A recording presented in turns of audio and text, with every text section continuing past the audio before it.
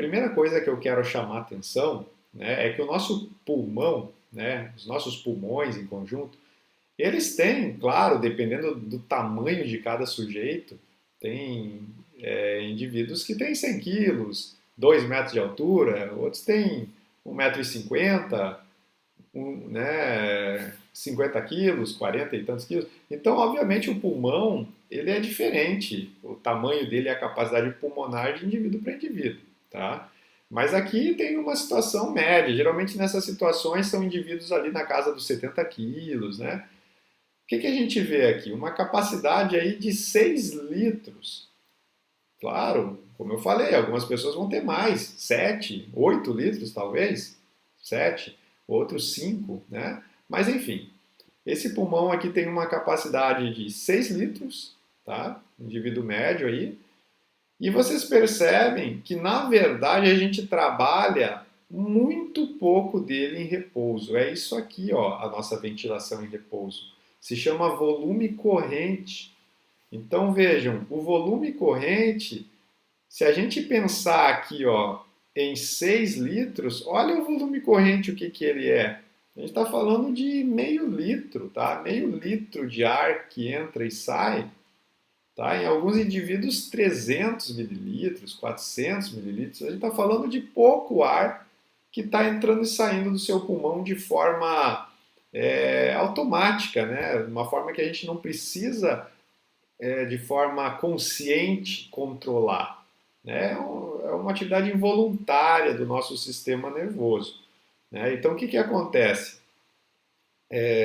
O ar é inspirado, o ar é expirado, inspirado, expirado, mantendo esse volume que entra e sai de meio litro, para mais para menos ali, né? O que acontece aqui, pessoal? Eu sempre tenho mais ar no pulmão. Ó, o volume corrente ele acontece ali em torno de 2,5 litros mínimos de ar dentro do pulmão. Mas também eu teria a capacidade de colocar mais 3 litros de ar para dentro dos pulmões se eu quisesse. E eu não estou precisando. Tá? A gente, nesse momento aqui, ó, né, é claro que se a gente começar a falar de respiração, vocês acabam tomando as rédeas aí da sua respiração, querendo controlar. Isso é normal. Mas se você não estiver controlando, você inspira, expira aí 500 ml. No momento que você quer inspirar mais, encher o pulmão de ar, aí você coloca lá mais 3 litros de ar no pulmão. Né? Dependendo do indivíduo, de 2 até 4 litros aí de ar dentro do pulmão. Tá? Isso é uma inspiração forçada, ok? Claro que aqui entram outros músculos nesse trabalho, porque o volume corrente ele é determinado pelo trabalho do diafragma. O diafragma ele se contrai, abre mais espaço dentro da caixa torácica, porque ele desce, né? Quando ele se contrai, o ar entra. Aí ele se relaxa, volta à posição dele, sem gasto energético, né? Um processo passivo. O ar sai, esses 500 ml para dentro, para fora, em repouso. Tá? No momento em que eu contraio outras musculaturas, esternocleidomastoideo, peitoral maior, eu começo a abrir amplitude torácica, né? E o ar entra, porque diminui mais ainda a pressão dentro do tórax e até completar esse ar, obviamente eu vou contraindo essa musculatura e o ar vai entrando de forma passiva. Tá? Passiva eu digo, o ar ele vem de onde tem maior pressão para onde tem menos. Então se eu abrir espaço dentro do tórax e baixou a pressão lá, o ar entra. Tá? No momento que eu fizer uma expiração forçada, jogar o ar para fora, dessa forma consciente, né? Eu estou contraindo, estou jogando o ar para fora, ou até de uma forma inconsciente em exercício intenso, né? O organismo vai também fazer com que essa ventilação, né? Esse processo de entrada e saída de ar nos pulmões ocorra com maior intensidade, né? Com uma amplitude maior aí, né? Do que essa situação em repouso. Aí quando eu contraio o abdômen principalmente, aumento a pressão dentro do tórax e jogo o ar para fora, eu consigo jogar mais 1,5 litro lá de ar para fora, nessa expiração forçada. Eu não vou conseguir esvaziar os pulmões. Percebam aqui, ó, que há um volume residual. Então, o volume residual é uma quantidade de ar de 1 litro e pouco aí, né, geralmente, que não sai dos seus pulmões. Tá? Então, ele sempre vai estar lá, mantendo aí a estrutura pulmonar e você não consegue, com inspiração forçada, tirar esse ar todo. Tá? Então, aqui tem alguns termos importantes aqui, né, que é a capacidade vital e a capacidade pulmonar total. O que é capacidade vital? É a amplitude entre uma inspiração forçada e uma expiração forçada. Logo, é a quantidade de ar que você consegue trabalhar com seus pulmões. Né? O quanto de ar você consegue trabalhar. O máximo de ar que você enche nos pulmões e o máximo de ar que você tira dos pulmões. Isso é capacidade vital.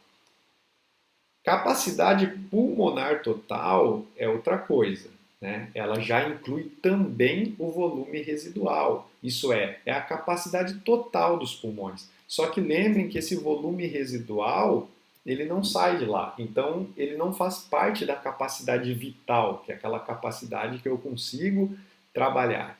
Tá? Então, o que é a capacidade pulmonar total? É a capacidade vital mais o volume residual.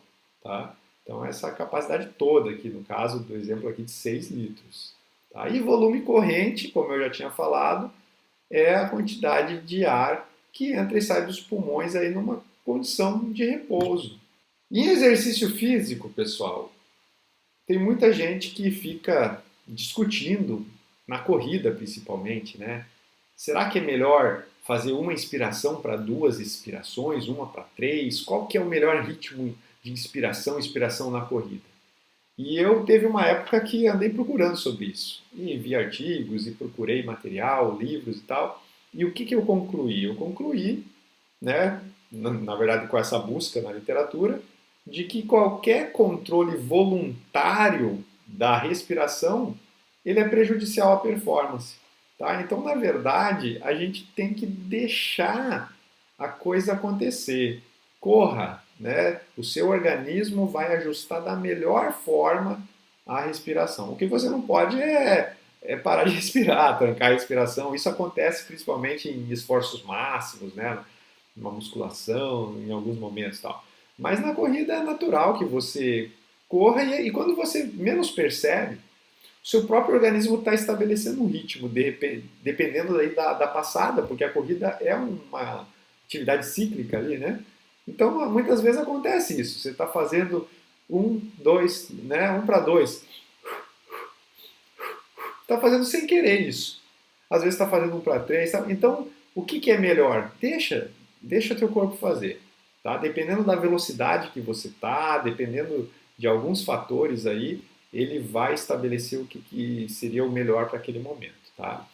Obviamente, pessoal, na natação a coisa é um pouco diferente, né? Nós conversamos já na aula passada, quando a gente falou que até a própria inspiração na natação ela tem que ser pela boca, perdendo aquelas vantagens de aquecer, filtrar, umedecer o ar. Por quê? Porque demora muito para encher o pulmão pelo nariz. Tá? Então, se eu começar a encher o pulmão, essa inspiração forçada pelo nariz, são segundos para você encher o pulmão. Façam o teste. Agora, no momento de eu fazer essa inspiração pela boca, você abre a boca, encheu o pulmão. Então, obviamente, na natação você está com a cabeça na água, você não quer perder, né, velocidade, a postura na água, o deslize na água, né, não quer aumentar o atrito com a água, então você só gira um pouquinho a cabeça, abre a boca lá e inspira rapidamente o ar. E aí depois você solta o ar pelo nariz, pela boca. Se entrar água na boca não tem problema, solta pela boca também na água. O problema é entrar água no nariz, né? Além de não ter tempo para isso. Então, a natação é um pouquinho diferente. Mas na corrida, obviamente, seu corpo vai achar o melhor caminho. Até porque na natação, como você acaba tendo que colocar um ritmo respiratório com a braçada, né? Então tem pessoas que fazem aí a cada 2 braçadas uma inspiração, cada 3 uma inspiração, que tem a vantagem de inspirar uma vez de cada lado, alguns colocam a cada 4, enfim. De fato, a natação é um ambiente um pouquinho diferente nessa questão, né? Mas para a corrida de rua, para outras atividades em si, a gente não controla a respiração, a não ser que seja em algo muito específico. Por exemplo, você vai fazer uma atividade de tiro ao alvo, em que você não pode ficar inspirando, expirando, que balança o tronco, né? Então você tem que trancar a respiração, né? Você faz em apneia aquele momento de apertar o gatilho, de atirar uma arco e flecha. Tá? Então, claro que às vezes a ventilação ela é manipulada no esporte, mas não deveria ser na corrida. Tá? A corrida deixa a coisa acontecer.